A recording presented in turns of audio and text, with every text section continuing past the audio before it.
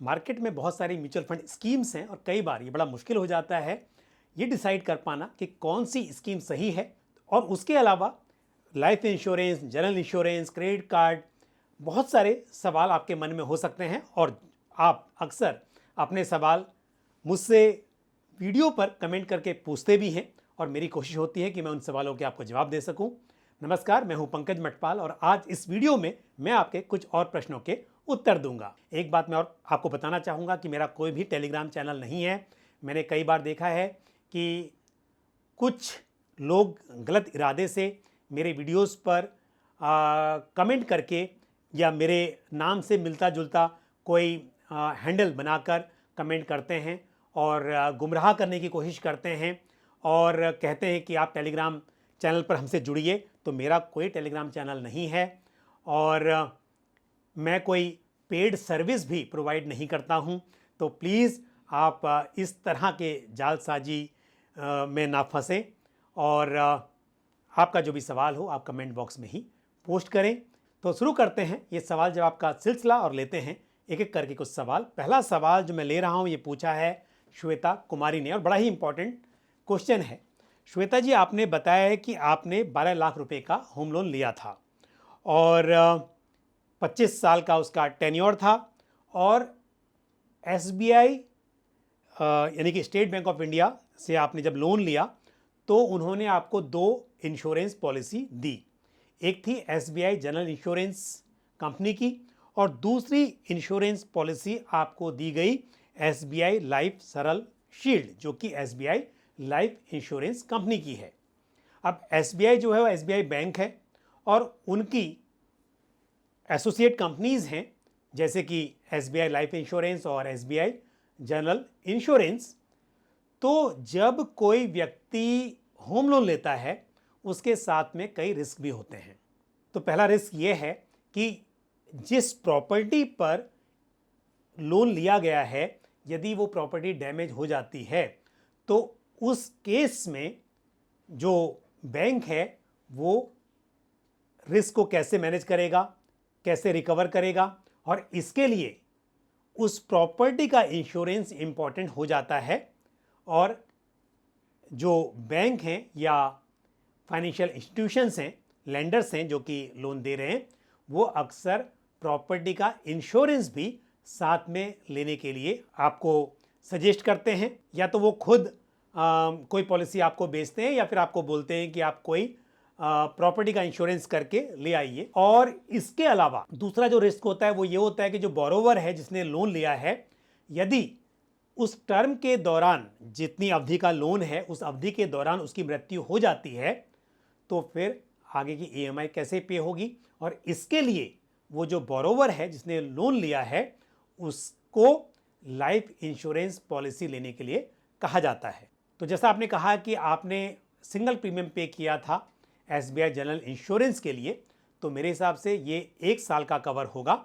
लेकिन आप फिर भी पॉलिसी का डॉक्यूमेंट पढ़ लें तो आपको मालूम चल जाएगा कि जो प्रॉपर्टी है क्या वो 1 साल के लिए इंश्योर्ड थी या फिर वो लंबे समय के लिए इंश्योर्ड की गई है। क्योंकि अल्टीमेटली प्रॉपर्टी तो आपकी है और उसका इंश्योरेंस यदि लंबे वक्त तक रहे तो ये अच्छा ही है। और जब प्रॉपर्टी का इंश्योरेंस किया जाता है, भले ही लोन पूरा हो गया है, यदि लोन पूरा नहीं हुआ है और गॉड फॉरबिड प्रॉपर्टी डैमेज हो जाती है तो इंश्योरेंस कंपनी से जो कंपनसेशन मिलेगा वो उस बैंक को मिलेगा। क्योंकि अल्टीमेटली अगर लोन की आउटस्टैंडिंग है तो इसका मतलब उस प्रॉपर्टी पर जो हक है वो उस फाइनेंशियल इंस्टीट्यूशन का है जिन्होंने लोन दिया हुआ है। To the extent of that amount, जितना लोन की आउटस्टैंडिंग है उतना हक उनका है। और यदि लोन पूरा पे कर दिया गया है और फिर भी यदि प्रॉपर्टी डैमेज होती है तो इंश्योरेंस कंपनी से जो पैसा मिलेगा वो ऑनर को मिलेगा। अब आते हैं लाइफ इंश्योरेंस पर।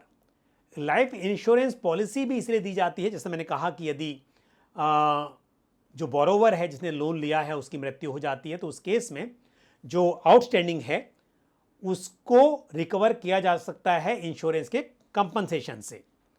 अब यहाँ पर जैसे आपने बोला कि आपने पूरा जो लोन था वो चुका दिया है और आपकी जो पॉलिसी है वो आपकी इंटैक्ट रहेगी यदि आप प्रीमियम पे करते रहेंगे, क्योंकि आपने एनुअल प्रीमियम पॉलिसी ली हुई है। अब इस केस में यदि आप प्रीमियम भरते रहते हैं और जो 12 लाख का कवर यहां पर बताया गया है, इन केस आपको कुछ हो जाता है तो उस केस में जो आपके फैमिली मेंबर्स हैं जो कि फाइनेंशियली आपके पर डिपेंडेंट हैं, उनको कोई दिक्कत ना हो, इसके लिए ये कवर काम आएगा। यहां पर आपका नॉमिनी होगा तो जो कंपनसेशन है अब वो बैंक को नहीं मिलेगा, क्योंकि बैंक का तो लोन आपने चुका दिया है। आपका जो नॉमिनी है वो क्लेम ले पाएगा और इससे उन्हें फाइनेंशियल हेल्प मिलेगी। तो इसके लिए अब आपको सोचना है, भले ही लोन चुका दिया गया है लेकिन 12 लाख रुपए का कवर है, तो जो भी टर्म है इस पॉलिसी का, यदि आप समझते हैं कि आपके फैमिली मेंबर्स को फाइनेंशियल असिस्टेंस की ज़रूरत पड़ेगी इन केस आपको कुछ हो जाता है, उस हिसाब से आप पॉलिसी को कंटिन्यू कर सकते हैं। और यदि आप ऐसा समझते हैं कि आपने अलग से सफिशिएंट लाइफ इंश्योरेंस लिया हुआ है या आपके पास इतना पैसा है कि आपके फैमिली मेंबर्स को फाइनेंशियली कोई दिक्कत नहीं है, तो इस केस में आप पॉलिसी का प्रीमियम भरना बंद भी कर सकते हैं। तो ये आपको सोचना है। लेकिन हाँ, जहाँ तक बैंक ने आपको बोला है या इंश्योरेंस कंपनी आपको बोल रही है कि इसमें आपका लाइफ कवर है और आप प्रीमियम भरते रहेंगे तो लाइफ कवर इंटैक्ट रहेगा, और गॉड फॉरबिड आपको कुछ होता है तो उस केस में आपके नॉमिनी को कंपनसेशन मिलेगा, तो ये बात सही है। लेकिन ज़रूरत आपको है या नहीं है इंश्योरेंस कवर की, ये आप तय कर सकते हैं। तो मुझे उम्मीद है कि ये सलाह आपको ठीक से समझ में आ गई होगी। मैंने काफ़ी एक्सप्लेन करने की कोशिश की है। फिर भी यदि इससे जुड़ा हुआ कोई भी आपका और फॉलोअप क्वेश्चन हो तो आप फिर से कमेंट करके मुझसे पूछ सकती हैं। बढ़ते हैं आगे और लेते हैं अगला सवाल जो पूछा है आनंद शर्मा ने। आनंद जी, आपने कहा है कि आप मेरे रेगुलर व्यूअर हैं, तो इसके लिए बहुत बहुत धन्यवाद आपका। और आपने बताया है कि आप अगरतला के रहने वाले हैं और 35 ईयर्स की आपकी एज है और 2 साल से आप SIP के ज़रिए निवेश कर रहे हैं। आपने अपना पोर्टफोलियो शेयर किया है, वो मैं यहाँ पर पढ़ूंगा। एक्सिस निफ्टी 100 इंडेक्स फंड, इसमें 1500 की SIP आप कर रहे हैं, बहुत अच्छी बात है। लार्ज कैप इंडेक्स फंड है। पराग पारिक फ्लेक्सी कैप फंड भी मुझे अच्छा लगता है, अच्छा फंड है। 2500 पर मंथ की आप SIP कर रहे हैं। एक्सिस ग्रोथ अपॉर्चुनिटी फंड एक large and mid cap fund है, 3500 की SIP, ये भी अच्छा है। PGIM India mid cap opportunity fund में 1000 rupees, Kotak small cap fund में 2500 और Motilal Oswal mid cap fund में 2500। क्वांट स्मॉल कैप फंड में 1500 ऐड करना चाहती हूँ, ये सही होगा क्या? देखिए, क्वांट स्मॉल कैप फंड अच्छा है, लेकिन क्योंकि आप already Kotak small cap fund में 2500 ऑलरेडी इन्वेस्ट कर रहे हैं और एडिशनल 1500 करना मेरे हिसाब से ज़्यादा हो जाएगा, क्योंकि आपका जो टोटल इन्वेस्टमेंट है उसके हिसाब से स्मॉल कैप में ज़्यादा एक्सपोजर आपको नहीं लेना चाहिए। अगर इसके बजाय लार्ज कैप में एलोकेशन बढ़ाएंगे तो ये बेहतर होगा, क्योंकि मुझे लगता है आपने 2 साल पहले ही निवेश की शुरुआत की है और 2 साल में हम देखें तो स्मॉल कैप की परफॉर्मेंस अच्छी रही है। लेकिन ये समझना ज़रूरी है कि स्मॉल कैप स्टॉक्स में या फंड्स में वॉलेटिलिटी यानी कि मार्केट का जो उतार चढ़ाव है उसकी संभावना ज़्यादा रहती है। और इस हिसाब से मैं कहूँगा कि यदि आप मिड कैप फंड में थोड़े पैसे बढ़ाएं, हालांकि वहाँ भी आपका मिड कैप में भी अच्छा एक्सपोजर है, आप लार्ज कैप में ही थोड़ा सा एक्सपोजर ज़्यादा लें तो बेहतर होगा।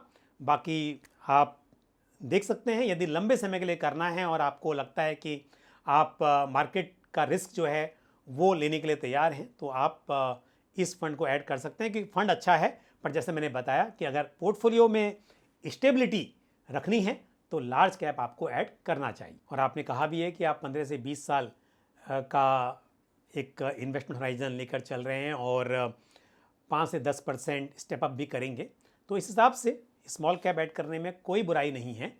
बट जैसा मैंने कहा कि स्मॉल कैप में लार्ज कैप के मुकाबले उतार चढ़ाव की संभावना ज़्यादा रहेगी, ये आपको समझकर चलना चाहिए। All the best to you. लेते हैं अगला सवाल जो पूछा है शक्ति सिंह ने। शक्ति जी, आपने बताया कि आपकी एज है 41 ईयर्स की और 8 ईयर्स का आपका बेटा है जिसकी एज 8 ईयर्स है और 12 साल की बेटी, और आपको 15 से 20 साल में 2 करोड़ रुपए जुटाने हैं। स्कीम आपने बहुत सारी ले रखी हैं, मैं फिर भी पहले नाम पढ़ता हूँ।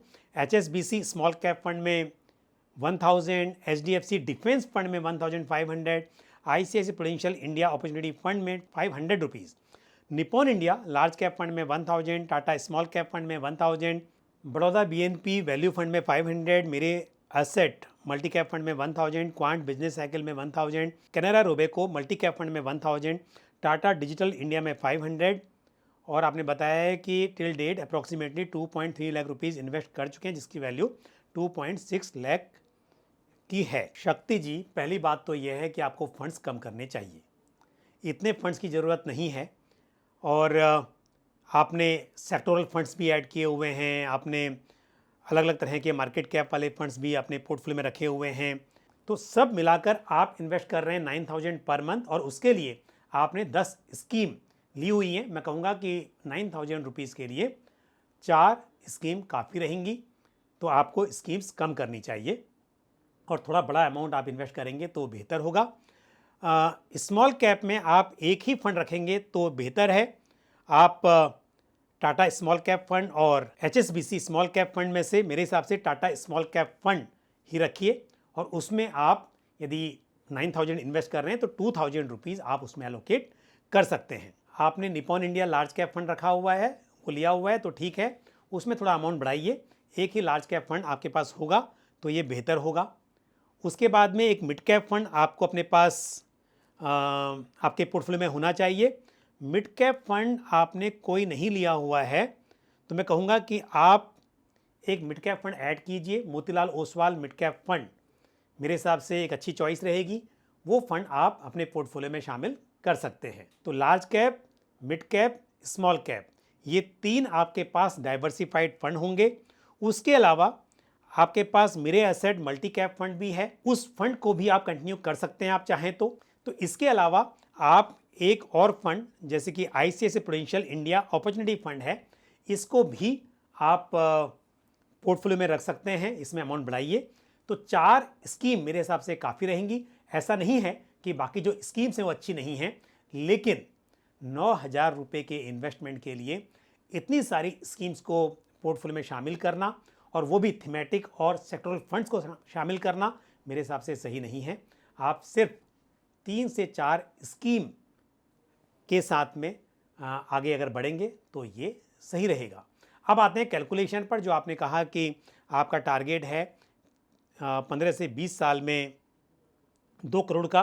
तो एक बार चेक करते हैं कि यदि 12% का CAGR हम मानकर चलें तो कितना पैसा बन सकता है, क्योंकि 2,60,000 रुपये ऑलरेडी आप एक्यूमुलेट कर चुके हैं और 9,000 की SIP कर रहे हैं। तो यदि 12% के CAGR पर मैं कैलकुलेट करूं तो करीब 1,08,000 रुपये आप इकट्ठा कर पाएंगे 20 ईयर्स में। वहीं यदि आप 10% से स्टेप अप करते हैं, यानी कि अपने इन्वेस्टमेंट अमाउंट को ईयर आफ्टर ईयर 10% से बढ़ाते रहते हैं, तो करीब करीब 2 लाख रुपये आप इकट्ठा कर सकते हैं 20 ईयर्स में। तो हो सके तो थोड़ा सा इस वक्त पर जैसे कि 9000 रुपीज़ की SIP कर रहे हैं, उसे बढ़ाकर आप 10,000 कर लीजिए। और दूसरा, जैसे मैंने कहा कि आपको ईयर आफ्टर ईयर 10% से अपने इन्वेस्टमेंट को स्टेप अप करना चाहिए, वो आप जरूर करें, ताकि जो आपका टारगेट है 2 करोड़ का वो अचीव हो सके। और मैं एक बात ऐड करना चाहूँगा कि इन्फ्लेशन की वजह से आप जानते हैं पैसे की वैल्यू कम हो जाती है। 20 साल के बाद इस 2 करोड़ की वैल्यू आज के लगभग 62 लाख के आसपास होगी, यदि हम 6% का इन्फ्लेशन एज्यूम करके चलें। तो इसके लिए हो सके तो आप समय के साथ और भी इन्वेस्टमेंट को बढ़ाते रहिए, ताकि आप एक बड़ी राशि इकट्ठा कर सकें और इन्फ्लेशन एडजस्टेड ये वैल्यू आपके पास अवेलेबल हो। और बढ़ते हैं आगे, लेते अगला सवाल जो पूछा है वैशाली जाधव ने। वैशाली जी, आपने बताया कि आप 32 ईयर्स की हैं और आपका बिजनेस है स्मॉल इंडस्ट्रियल सेक्टर, वंडरफुल, और आप SIP शुरू करना चाहती हैं 20,000 रुपीज़ पर मंथ, वंडरफुल, और 20 से 25 साल का आपका इन्वेस्टमेंट होराइजन है। आप जानना चाहती हैं एक फ्लेक्सी कैप फंड और एक मल्टी कैप फंड का नाम। तो फ्लेक्सी कैप फंड के लिए आप पराग पारिक फ्लेक्सी कैप फंड चुन सकती हैं, और ICICI prudential multi cap fund multi cap category में एक अच्छी चॉइस है मेरे हिसाब से।